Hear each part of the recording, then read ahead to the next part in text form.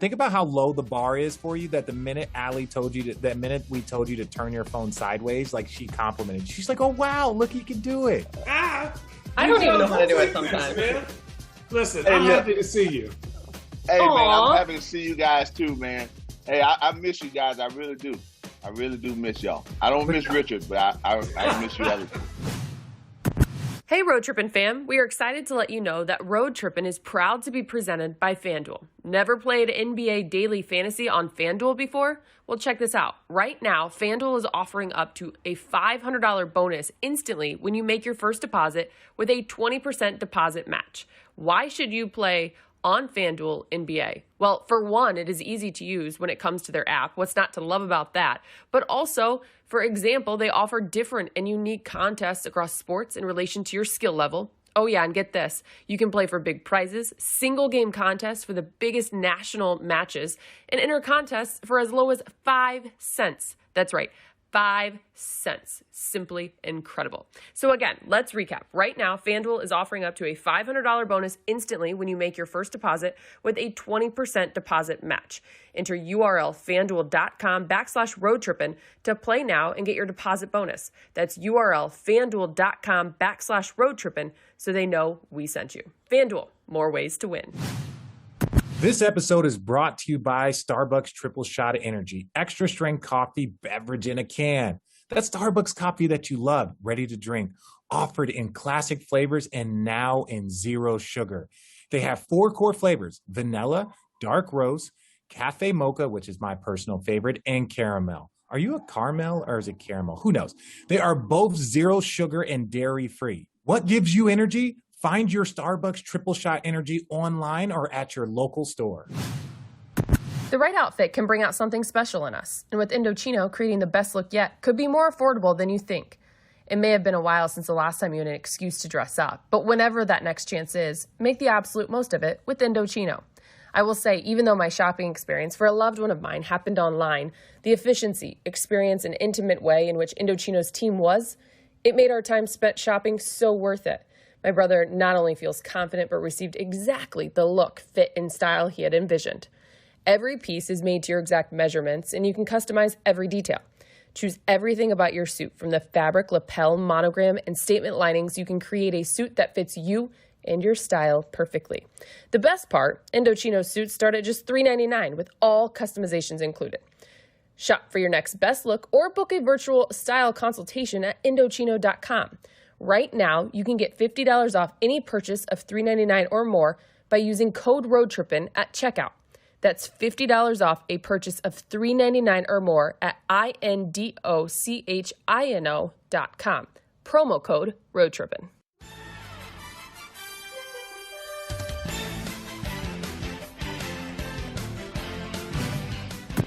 Cheers.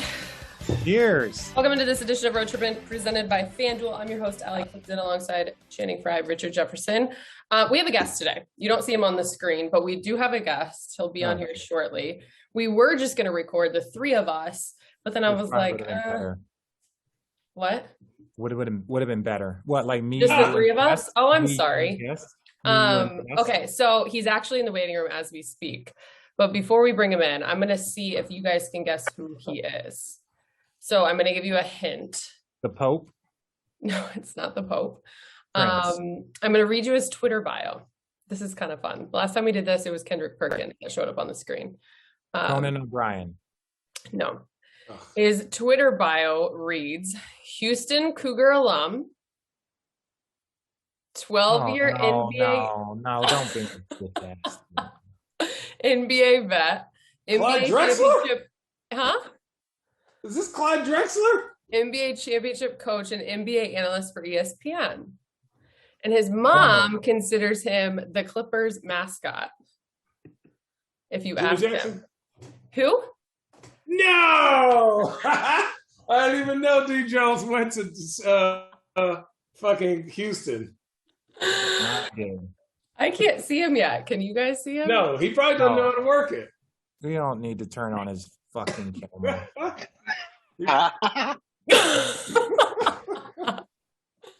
Wait, hit the D. video Jones, button. are you there? There we go.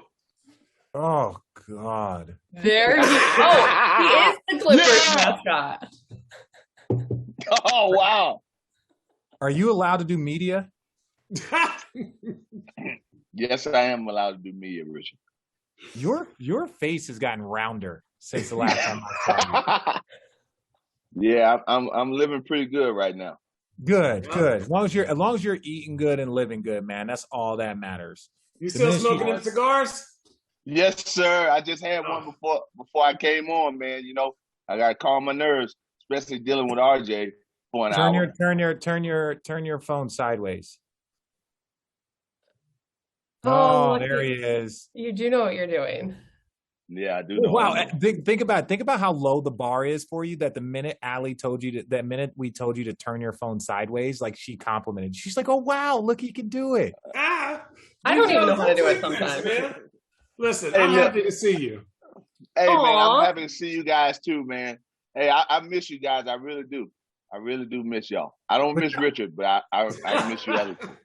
But y'all doing all right now, man. I honestly, like, I had a lot of faith in you guys last year. Well, you weren't part of the group last year, but last year I had a lot of faith. This year I had a lot of faith. Thank God you guys won that game 7. Thank God. Yeah. Well, I have to say this. I am only here because I'm supporting my friend. I'm not a part of the Clippers organization at all. I was gonna say, did I miss something? No, you didn't. And Wearing the gear. Oh yeah, I mean, come on, head coach. I mean, you know, when you're friends with the head coach, you get special treatment. It's amazing. You have been special treatment for like the last 20 years, man. Congratulations. You was friends with Shaq. You was friends with Bron. Like, come on, man. You lucky you had a jumper and a little bit of swag. I'm just saying, am I your friend?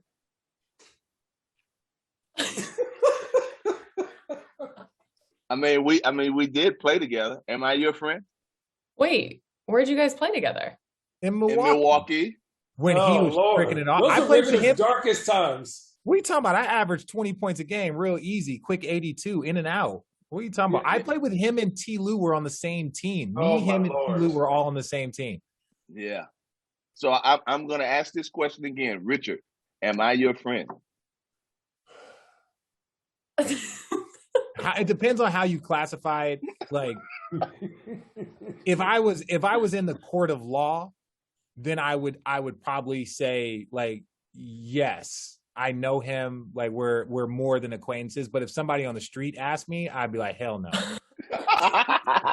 Come on, man.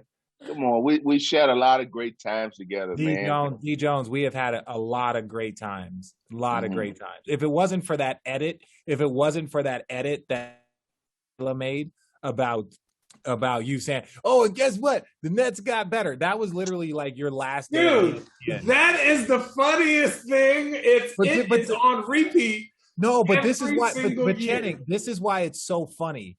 Like, so the media person, Kayla, she stopped it. Like, she edited it right before I said it. Cause like, sometimes on TV, we gotta, I'm not like, normally you're about to talk to D Jones. Like, I talk to D Jones and how we talk to each other, but then you have to take a breath. And I put my head down, took a breath, and then I said something, but she cut it like I just went silent for a minute and went and cowered in the fucking corner. But it was still funny. It was good TV. It was the magic editing. It was hilarious. That's still D Jones's highlight as a broadcaster. I'm proud of you, dog. Oh man, come on, man! I had more times than that. I mean, and that thing right there, it was just all comedy. It was great. Do you feel it wasn't the truth though. It wasn't the truth though. It wasn't. Yeah, we know it wasn't the truth. That's what makes it funny. That's what makes it funny. Wait, what's not the truth? What? Because I said the Nets didn't get better. No, the Nets got fucking god awful. They went they started 2 seasons later. They started 0-18 or 0-17 to start the season. That's how bad they were 2 seasons after we left. But hey, D Jones, when you watch Kendrick Perkins, do you feel like he's just stolen your whole swag and he's just taking money out of the pocket? Man, Kendrick Perkins is like my brother, so I'm okay with what he's doing on TV. You know, we talk a lot about, you know, some of the things that he does, and you know, I'm all for it. I'm all for it. Carry the hell on. But I carry the hell on. But I feel like he's stealing your swag. I feel like everything, like you've been talking about, people have been stealing your swag since the beginning. All the handshakes, all the everything. Is that true? Mm-hmm. Oh, of course. I mean, you know, when we look back at it, I was the first guy to wear shades indoors. And then after that, you know, it was a big phenomenon after that. I mean, just something. We got Soldier Boy. Are you the Soldier Boy of the NBA? Yeah, we got Soldier Boy on here. You got Soldier Boy. You were like, yo. He did everything first. You know that basketball was the first one to put it in the hoop? Basically. All my swag. Basically. That is so D. Jones. No, not everything. Just some things. Okay. Just some things. All right. So we're gonna talk some hoop, and obviously, like we're gonna be gentle. You've seen T. Lue navigate a lot of different personalities. That was one of the crazy things about our 16 and 17 and 15, the 15 team. I wasn't there, but like, how are the personalities? Because you see Kawhi has been on another level, right? Which you need. But, you know, I feel like, I know Paul George gets a lot of heat and he struggled again. Like, how as, you know, being someone that's close to the organization, but not like part of it, how have you been handling kind of the mentals of the guys when they're going through these up and downs, down 0-2, down 3-2, struggling, lose game one? Like, how do you handle that? Well, I mean, you guys understand, you know, T. Lue, he's a great communicator, and, you know, all he does is he's honest with the guys.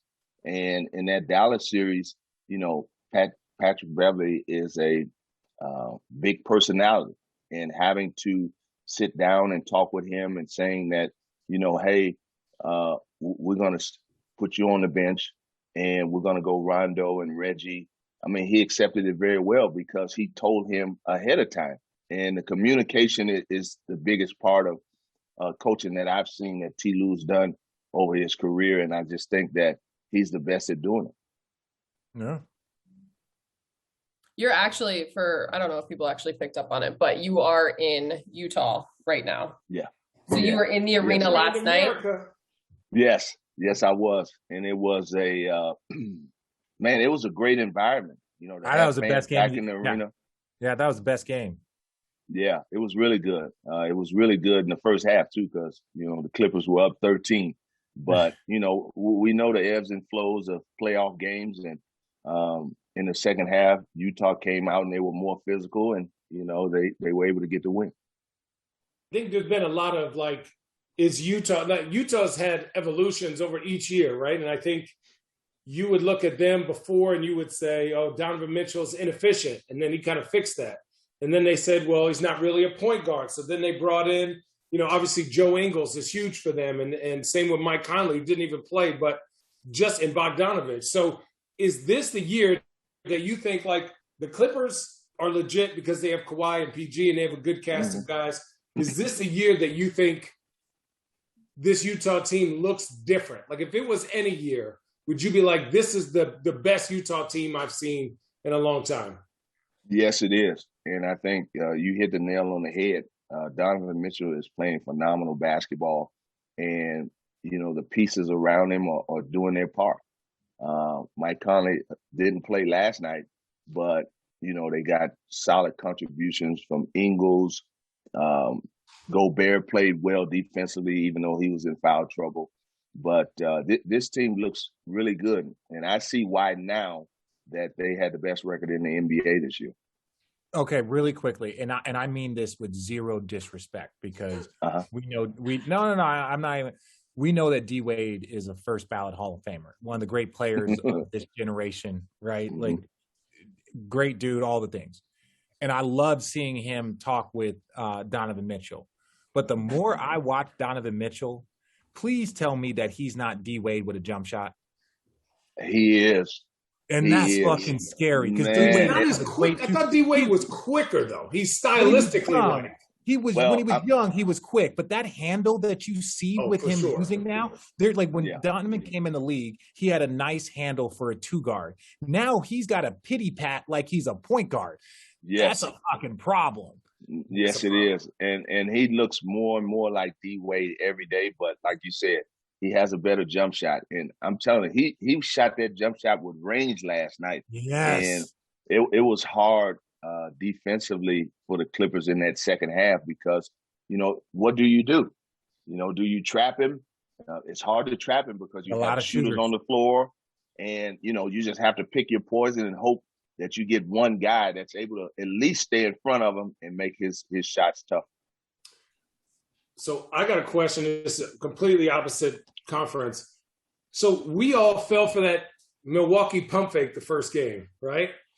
And now listen, and here's what I'll say. When I saw them go out the first 5 minutes and I saw them do a drop in ice with Brooke Lopez, with KD and Kyrie, I said, not again, Booty Holzer, not again, right? And so I'm just like, when is it not so much Giannis, right? When is it not the player, right? When is it like the organization looking at like, yeah, we're good during the regular season, and no matter how many other players you put in here, they're all falling into the same trap of running into the same, like they're playing PJ Tucker on KD all game. And I'm like on TV, like you can't give one player one defensive assignment, especially KD. You got to throw Giannis at him, Chris Middleton at him, PJ. Like, Giannis got some of that work in now. transition. Yeah, but even still, like even in transition, like I don't know. My thing about and we know this about great offensive players. And I know Kawhi is a great two-way player, and we saw the difference with him guarding Luka. But you can't ask Kawhi to go give you 40 and then go shut down Luka for 42 minutes. Like you can't do that. So you can't ask Giannis to go give you 35 or 25 and then have him trying to stop KD the whole time, because you're going to struggle on the offensive end because that person's going to get exhausted. Luka kind of got tired a little bit. So what do you think? But do you still think that, really quick, that Milwaukee has enough? Because I feel like, Richard, you mentioned it last year in the postseason that you believe Giannis is a 1B. And right now, that's what you're seeing. And I'm just bringing that up because it was a conversation. They didn't like that. People didn't like that I say he wasn't. People didn't like it, but right now, so we're just going to turn and say that they have enough. Oh, no. Look, trust me. I still have that bullet in my gun, Allie. I'm just waiting to fire it again for the second postseason. Like, what the fuck did I tell y'all? And that is not a disrespect. I do feel bad because I didn't unintentionally shot a shot at Pippen. And so, like, my OG was like, watch it, young fella. So, like, I have no problem with that. But, like, it's okay. Shaq was a 1B. Shaq had D-Wade. Shaq had Kobe. Shaq had Penny Hardaway. He needs to go find that. That's all it is. And I'm not saying that this series is over. I still think that this series is going to go 6 or 7. So I'm not even tripped. Brooklyn won 2 games at home and they were the higher seed. How bad did we get blown out in Golden State? Hey. How bad did we get blown out in Golden State? I understand. How bad did we blow out Toronto? But you actually had a 1A. Yeah, but how bad did we get blown out in Toronto? I understand. But we got blown out in Toronto. We were making adjustments, Richard. They're not making adjustments. Giannis played 35 minutes the first game. We got blown out in Toronto, we blew them out 2 games at home, won 10 in a row, and then got beat 2 games up in Toronto. You know why, Richard? Was that just because of things that were going on between the lines? Or we lost to the streets. It was because Damon Jones was the street coordinator. Yeah. No, I was not. But look, I'm gonna get to this Milwaukee thing, right? So I thought with the additions of Drew Holiday and Portis and PJ Tucker that it was going to be different, right? And in that first round, I saw a different Milwaukee Bucks. Yeah. But in this series, Bud has went back to the Milwaukee Bucks of the last 2 years, and he's letting Giannis initiate the offense. Yeah. In Miami, he didn't do that, and there was ball movement, player movement. Now, what he's doing is he's having Giannis bring the ball up the court, and nobody's guarding him at the three-point line, and everybody's attached to the other players. What he needs to do is put the ball in Drew Holiday's hands. They need to post Giannis and try to get offense out of that. Okay, put him as close to the basket as you could get him. He can't score on Blake Griffin. He's 1 for 11. listen, they need to put him closer to the basket and let him post up and try to dominate in the paint. And then hopefully, then Brooklyn then double teams, and then they could get their shooters some shots. But him handling the ball up top, we've seen what that's done over the last 2 playoff seasons. And that's got them, bounced out of the playoffs. But they got to shoot the ball better. Look, I'm with it. I'm not going to sit here and blame Giannis and Bud for all of it. Some of these dudes got to play better, and that's including Giannis, and that's including everybody. As a spot up shooter, right? It's a lot different when somebody's not right in front of me. When Giannis has the ball, they're playing straight up. So when he throws me the ball as a shooter, I'm rushing a shot with somebody contesting. It's not like people are in rotation. They're never getting a clear shot. They have good ball movement. I think they're the number 1 3-point shooting team because you would double team Giannis, he'd kick out, swing, Bryn Forbes shoots it. If you watch him, he has to make a one-on-one move. Dude, Brooklyn is the best one-on-one team in the NBA. So do you not think they practice that? That's what they're good at. Right? Yeah. So if somebody's going one-on-one, they're like, I play this every day versus the 3 best one-on-one guys in the NBA. Bryn Forbes, you're not going anywhere. Chris Middleton, you're inefficient. Stop it, Giannis. And then who else? Brook Lopez isn't posting up. He's not drawing fouls.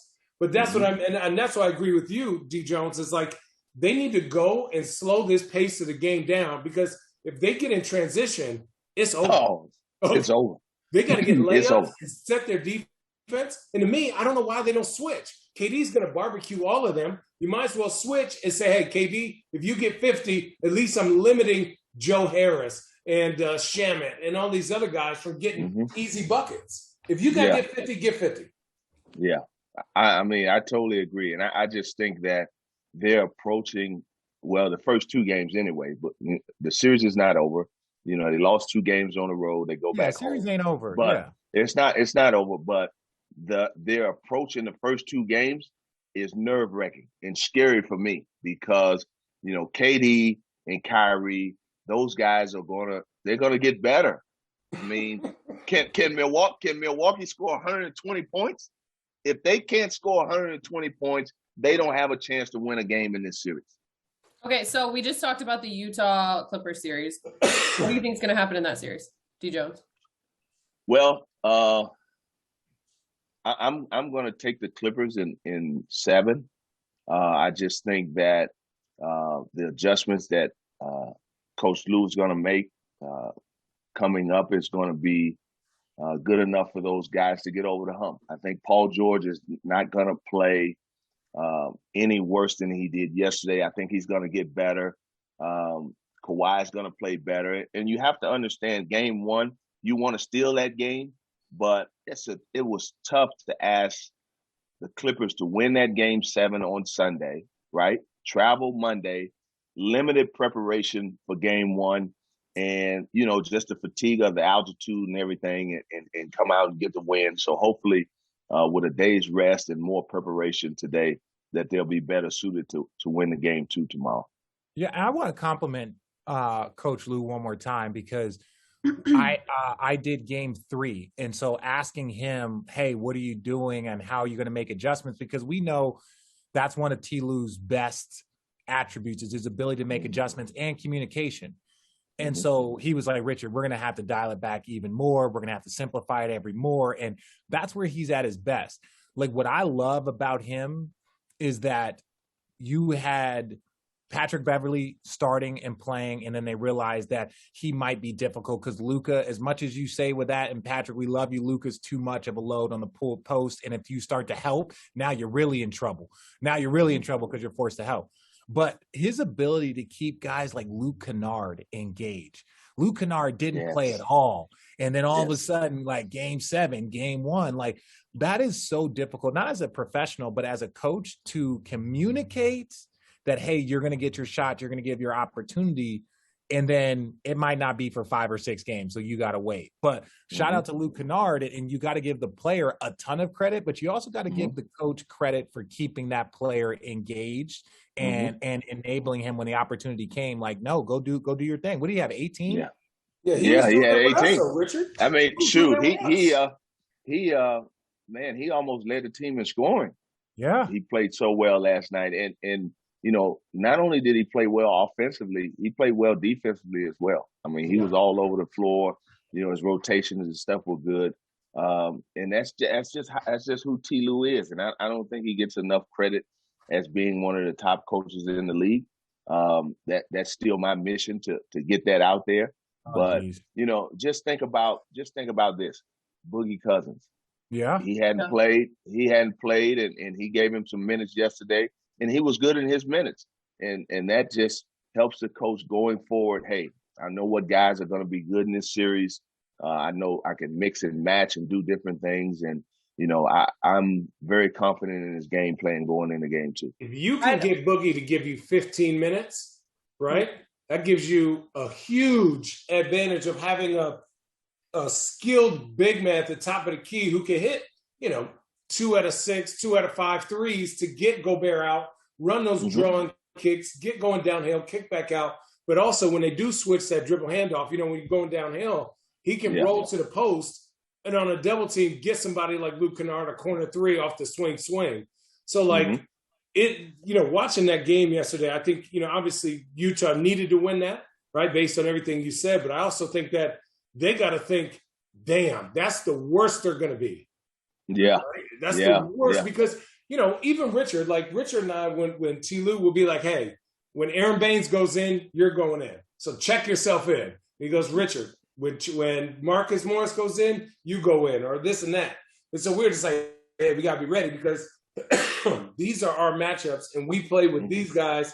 And then you start to, the more the game goes, the more you start to understand your minutes and, man, I need to be in better shape, or I need to work on this, or I need to do these plays.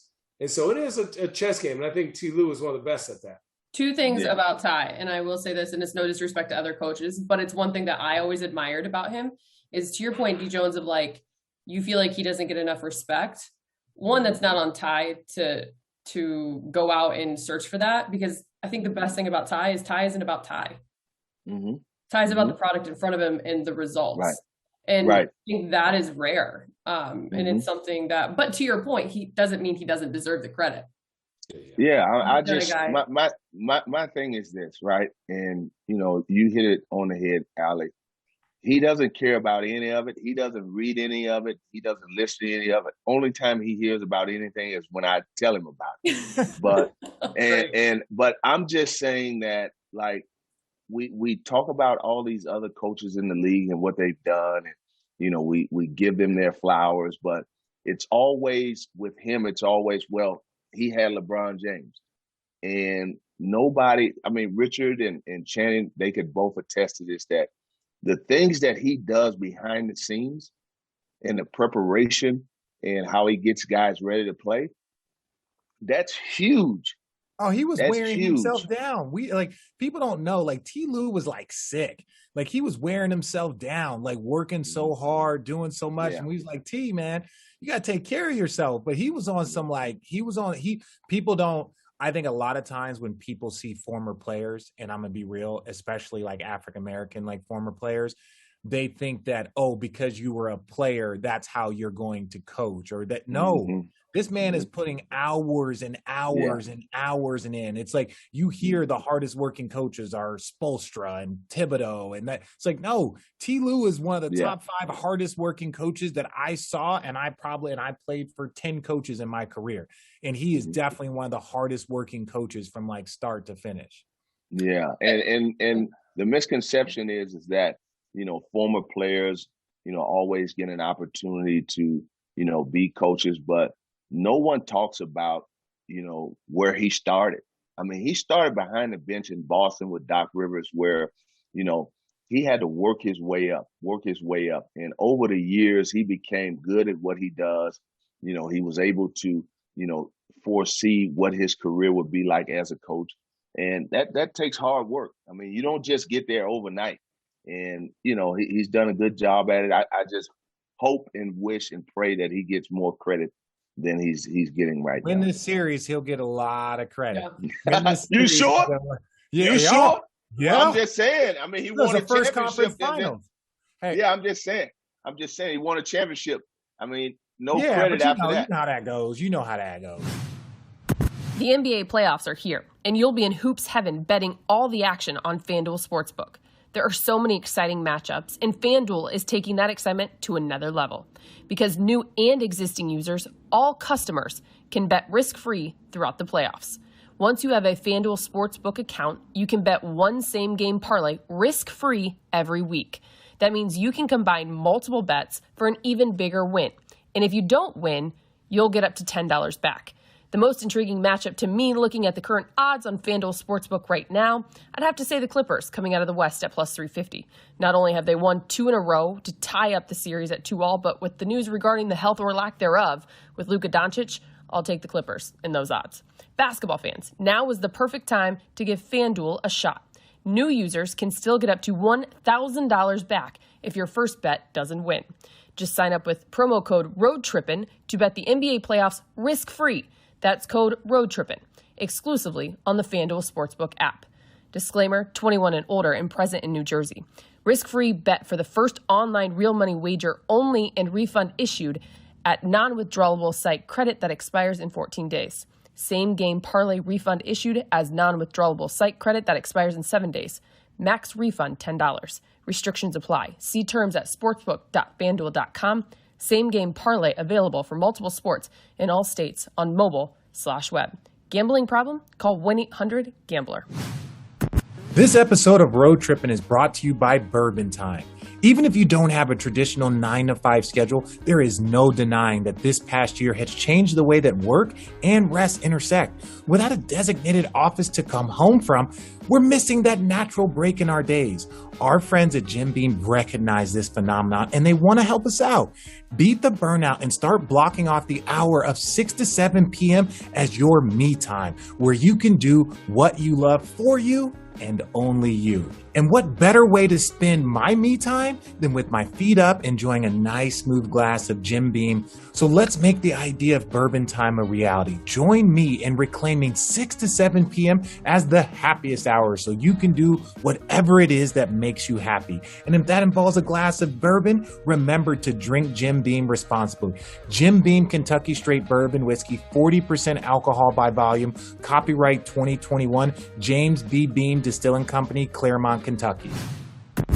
For me, summer is all about sitting next to the pool, listening to the palm trees, having a cold glass of whatever you want next to you, enjoying bomb beats, listening to the kids laugh, having a fire pit next to you, with people enjoying great stories. Maybe somebody's playing that acoustic guitar and they actually know how to play. I'm telling you, the Solo Stove brings the summer nights together. I used to love going to summer camp. Number one, they feed you whenever they want or whenever you want. And number two, the friendship, the camaraderie, the memories, everything. But the biggest thing, the most important thing was the s'mores. And there was endless s'mores. Maybe it was because I was a little skinnier than everybody else.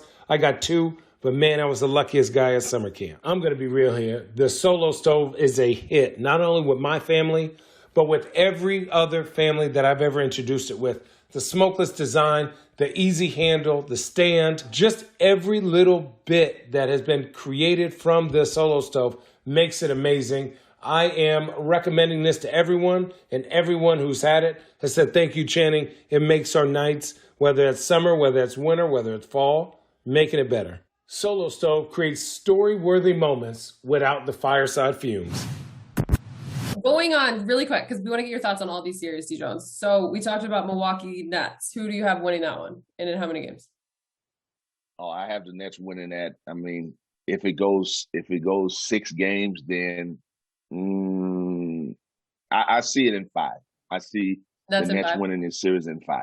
Wow. All right, So let's you got come the back Nets in over to the final. West. Phoenix, Denver. Thoughts Well, on the series? I like the way Denver came out in that first game. It was similar to Clippers Utah last night. Phoenix in that second half, they turned it up. So is Jokic going to be able to sustain an MVP level play throughout 48 minutes? And if he's able to do that, I like I like Denver's chances, but I'm going to go with Phoenix in 6 games in this series. That Phoenix defense is a lot different than that Portland defense. It sure is. That Phoenix defense, because this is what people need to understand. Defense is not like defense can be first quarter smothering, but defense is the ability to wear you the F down over 48 minutes. So when you struggle in the last 8 minutes, or you struggle in the last 6 minutes, or you struggle in the last 2-3 minutes, that's the defense working, right? Like that's you can keep up with a great defensive team over a quarter, over 2 quarters, over 3 quarters, but it's hard to hit contested shot. Watching Rudy Gobert, I know we're going to go back. Watching that man scramble around at 7 foot is impressive. I don't think I've seen a 7 foot big man run around and do the defensive things that he's able to do. And I know Phoenix doesn't have that, but Phoenix has a similar scrambling. Like DeAndre Ayton has been balling. He's been balling, but he ain't Gobert. No. But I'm saying to be so young, right? That dude is handling his business. I think he's going tit for tat for everyone he's played against.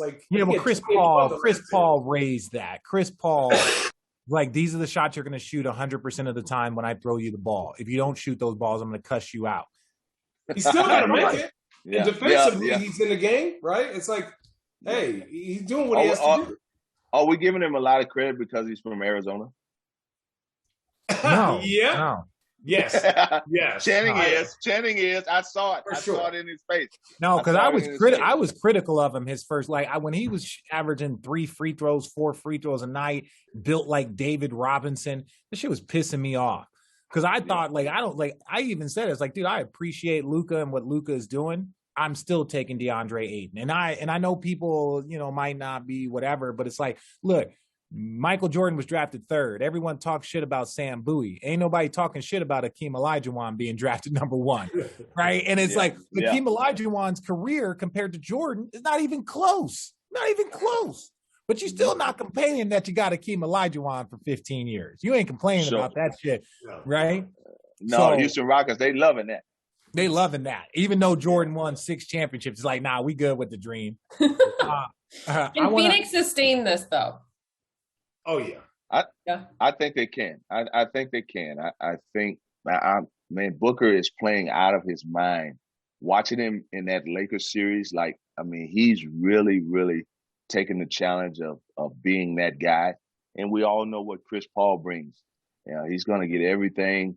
He's going to orchestrate everything, have everything set on a platter for everybody on both ends of the floor. And I just think they can sustain. I think they finally get to the Western Conference Finals this year. Hey, okay. One player right now, Devin Booker, Donovan Mitchell, starting a team. Wow. Devin Booker, Donovan Mitchell. Taking Devin Booker. He's a better passer. I'm going to take Devin Booker as well. He's scoring that ball. He's facilitating, and I think he plays a little bit better defense than Donovan Mitchell. Wow. I'm taking Booker. You're not, Richard? Look. I'm probably taking Donovan Mitchell just because I've seen him. Now I understand, but Donovan Mitchell has been the best player on his team since he showed up. Donovan Mitchell has been the best player on his. He's the best player, but he's not the most important. That's not saying a lot. But he's taken him to the postseason every single year. Gobert has taken him to the postseason. No, Gobert has blossomed into this. I love Gobert's defense. No, I'm saying Gobert's Gobert the MVP of that team. When Gobert's not in the game, they are a completely different team. The first year they went to the postseason, where it was Donovan Mitchell's rookie year, that wasn't everyone wasn't raving about Gobert. Gobert has gotten better every year to become this dominant force. But I'm just saying, since the moment Donovan Mitchell showed up there, now he had veterans around him, he had talent around him, but the minute he showed up, he was the best player on his team. Not talking about MVP, most important. Donovan Mitchell is the most important player on their team from a standpoint of he's their best player. In that fourth quarter, when you need buckets, when you need shots, who's going for 50 balls? That man was going for 50 balls in the bubble. I'm not disrespecting D Book. We're splitting hairs here. There ain't no wrong answer. But I like the fact that he's been the best player on his team and gotten better, and his team has gotten better, and players around him have gotten better every year. I agree with you with that, Richard. I go back to that first series against Memphis. When he wasn't there in that game one, they really struggled. They struggled. Yeah. So I agree with you on that, Richard. Yeah. But I also think when he returned, just the jump, I understand like the struggling, but then the way in which he took them to that next level, not just like at it. Yeah, it's different. Yeah, we talk about Bron missing a ton of time. That boy missed a ton of time. That boy missed a month and showed up in the postseason, was like, I got the difference, 15 years. I'm not disputing that, but it's more of the difficulty to do that, right? I'm just stating facts, Channing. Yeah, no, I'm saying I'm agreeing the difficulty to do that. Bron, we know about his intelligence. As a younger player, there's a disadvantage because you might not have ever done that before, like taken a month off and then jumped into the most intense situation. He didn't have that much playoff experience if you're comparing him to like the other great players. But no, I'm with you. I just think it still was impressive. Last series, Philly, Atlanta. Ooh. Atlanta's okay. Look. Them boys. I'm going to say this. Tell me if I'm right. Trae Young is a mismatch when they can get out and when they can slow the game down. But when Ben Simmons can get out and transition and be effective, that like literally that's what happened last night. I watched the whole game and I was just like, when they get turnovers, when Atlanta missed 6 layups in the first quarter, then they missed, I think, 5 or 6 in the third quarter. Then the bench for the Sixers took over. Tyrese Maxey had 10 of those points. Up until that point, they had 0. So like the Hawks, I think, just felt like they ended the game wrong. The first game, came back, and they couldn't jumpstart the engine. It's like a bad lawnmower. And then when they had to play perfect to get it back, and the minute they made a sub, that sub couldn't keep up with the pace of like, when you're playing perfect, if that sub ain't on point, right? They sub Herter, they sub somebody in, and all of a sudden it went down, and then Philly got turnovers, and Joel Embiid. Philly, look, game one is one thing. Philly gonna keep, in my opinion, and I'm not saying Atlanta can't handle it, and people are like, oh, well, the Knicks play great defense. I'm like, Philly plays great defense with better offense. Right? Like that's what I'm saying. Philly plays the same defense. As there was so much about Julius Randle struggling and then Derrick Rose playing great, but it's like, you're asking a lot of that vet in that moment to sustain that. The difference is with Philly, they play the same defense, if not better, probably better defense because they have bigger players doing it. And then their offense is far better. That's my thing about Atlanta. Like, can they sustain it? And if they can, good for them. Think about this. The whole first quarter, Tobias Harris carried the team. They were like, well, make Tobias beat you. I think he had 15 of his 18 in the first quarter. And then after that, Joel Embiid said, you're done. Come on over here. Boop, boop. And then he was up there smacking that boy. I said, damn. Yeah. The defense is what's going to carry Philly, but nobody has an answer for Embiid. And I just think that, man, it's as good of a story as Atlanta has been this postseason. Like they lose this series in 6 games. Atlanta does. Yeah. How long can Joel sustain though that knee injury? I don't know. I mean, he's they have to get him rest and off days and his treatment and stuff like that. I mean, he could sustain it for this series. He could sustain it for this series. Yeah, I'm not. That's what I'm saying. I was surprised. I know he's probably wearing it like a bunch of knee sleeves and stuff, but he's not even wearing a knee brace to protect it, right? Which to me is like, dude, like if it's already compromised, and they might say it's slight tear, they might say, just because it's like it might not be ripped off the bone, right? It might not be completely gone. There might just be, they probably have 100 MRIs of his knee, and they're like, oh yeah, there is a slight tear. So you go and say it. Is it his meniscus? Yeah. Yeah, it's his meniscus. And so it's like, look, I'm not a doctor and I'm not going to play up here, but yeah, that dude looks like a problem. And, it's only going to continue being a problem the more time he gets. Hey, there was one topic that I want to switch base on real quickly because all 5 of us, there's 4 of us here, excuse me. All 4 of us are privy to some very personal conversations of high level people, right? And I want to get your take. Now, Jay Will, as much as I give Jay Will a bunch of shit, like that's my dude. That's my boy. I fuck with him, but it's fun to like give each other shit in the public space. Right. Can you break it down, the amount of rules he broke? Because people might not understand the amount of rules that he broke, whether it's true or not, discussing that conversation that he had with Kevin Durant. Now, again, Kevin Durant says it wasn't true. Jay Williams said it was true. That's not what I want to talk about. I want to talk about what he did that was actually wrong by talking about a conversation, true or not. Like, and only the three of you can talk about it because you've been in locker rooms and you understand that trust that you put into someone that has the platform in which Jay Williams has. But Allie, you're a part of this too, because I know, but I'm saying this is a great conversation for you guys. Oh yeah. Well, I'm going to start it off by saying that you should never take a confidential conversation to that platform, to where, you know, people can dissect or think one way about somebody.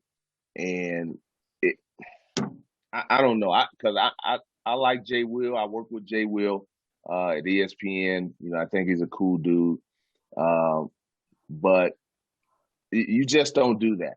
You don't do it, because it puts Kevin Durant now in a bad place. It puts him in a bad spot, because now it seems like that he's talking about people behind their back, and he's saying things about Giannis or whoever they were talking about, whatever the conversation was, true or untrue. You should never put it out on that space unless you have a conversation with Kevin Durant. Hey, Kevin, you know, we're talking about, you know, you guys' series. You know, I want to mention, you know, the conversation that we had at the holiday party or whatever. Is it okay with you for me to do so? And if he says yes, then, you know, it's good TV, but not to get that consent and then go there and do it, put Kevin in a compromising position, and then he comes back and says the things that he says. It just makes Jay Will look, you know, like he's not credible. Yeah, and that to me is what's so tough, is that we all have worked so long, all four of us in our careers, to establish relationships, to build relationships, to build trust. One of the things with this podcast is that we would edit out anything that might be drama, because we just wanted fun stories, right? So like if there's something said, or like if Jay Will was on that podcast, or was on this podcast and he said that, we would edit that out, because I'm like, Jay, like that ain't going to be something that, you know, Kevin Durant ain't wanted it. We don't want any of that drama, because this is why it's a problem. One, you're playing against Giannis. Giannis is down 0-2. But going back to Milwaukee, like Giannis had a 50 ball against him during the season, right? Yes. So we're like, this is a two-time MVP defense. Like, this dude is a bad man. So now you are inadvertently giving bulletin board material to one of the best players in the world, and you're saying it's coming from one of the best players in the world that he's playing against. There are so many rules that were broken here, and this is all from a place of people that, as much as I give Jay Will shit, I fuck with Jay Will, but there's also lessons to be learned. I've had to learn lessons. You've had to learn lessons. We've all had to learn lessons in this spot. But like, when I first heard this and I first saw this, and then obviously Kevin Durant reacted the way he did, and I understand, like, you got to come intense, because you're trying to end the noise that that's a fucking lie. I didn't say it. And I'm not here to say the truth. We're just more here to tell people you can't ever do that. It's such a learning lesson too. This is where I would bring myself in, Richard, because I was speaking solely from the fact that you guys are the ones inside the locker room. You're the ones that, when it comes to things like this, have to actually go out and compete and follow up. But from my side as a professional, I think the like one and first common rule I learned is that if you are not inside the arena, inside the professional space, which for us is arenas, right? If we're not on the job, nothing else is allowed to be said. So if you are at a function, if you are at an event, if you are at a holiday party, hell, traveling with the Cavs for 6 seasons, inside the hotels, to and from the bus, on the airplanes, the things in which you see and hear, that's off your record. Yeah. And there is no place for it. And Yeah. I was taught that from other professionals in the business. And no matter, I mean, I have some of the strongest relationships with you two, and the things in which I have not been able to say or give out, though it could maybe help me and push me forward and take me to a different, it doesn't matter. Because once you lose that, it's not just between you and Kevin Durant, Jay Will, it's on a whole nother platform. It's on a whole nother level in which people come to you for information. Well, and D Jones, think about this. All four of us have had conversations starting with this. How can I say this? Right? Like, how can I?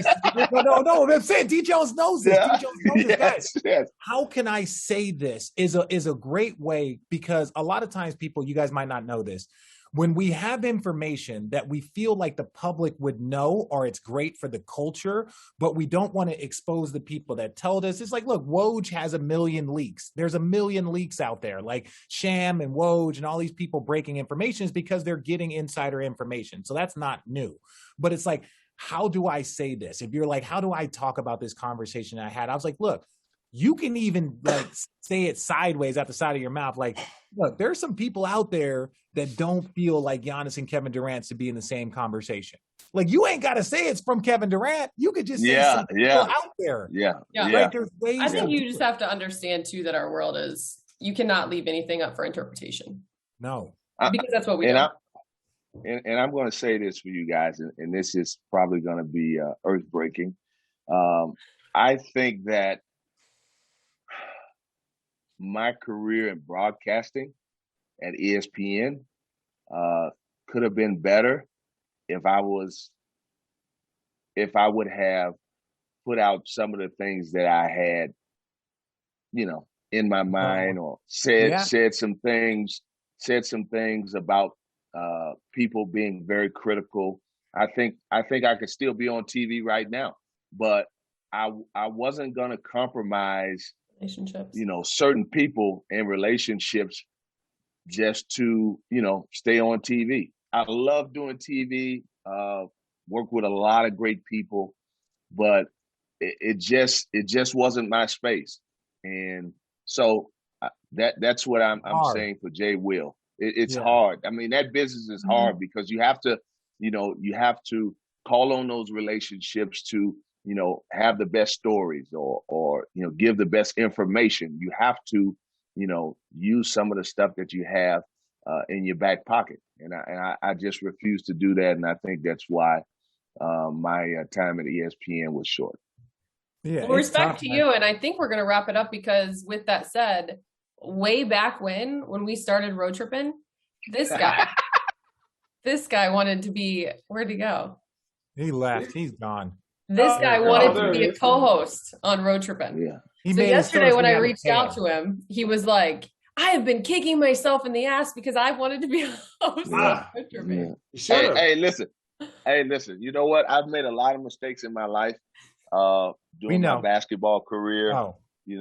My life in general. And one of the biggest mistakes that I made was not becoming a part of Road Trippin', because you guys are on a different stratosphere right now. And I would be along for the ride, and I let my pride get in the way. So I want to tell all three of y'all doing a fantastic job. I watch all the podcasts, and if an opportunity comes back for you guys to bring me on again, you know what we're gonna do? We're gonna bring you on. join. We're gonna bring you on next time we have a guest. We're gonna bring you on. There we go. We're gonna have you as a reoccurring. We're gonna let you audition. We're gonna let you. We're gonna get you and Perk on here. With that said, though, we are coming up on the 5-year anniversary of the 2016 title. So give us a story before Richard has to run to the jump and actually be on television. Give us one of your favorite stories from that season. Maybe all the times you used to come into practice and joke with these guys, and they used to hate you so much. Listen, I'm telling you right now, and I've said it on different podcasts or whatever, Richard Jefferson and Channing Frye was a huge part of what we did in Cleveland. Just their work ethic and the behind the scenes stuff, always keeping guys positive, keeping guys engaged. If it wasn't for those two guys, I'm saying it right here on Road Trippin', I don't think we would have been as successful as we were. So, guys, I appreciate you as being an assistant coach. I know we had a lot of fun and joked around and y'all gave me shit all the time, but I really do appreciate both of you guys for what y'all did. I really do. Hey, we appreciate you, Duke Jones. We appreciate you coming on here, brother. We appreciate you All so right, much that we want to thank All the right. entire family of Camus Vineyards.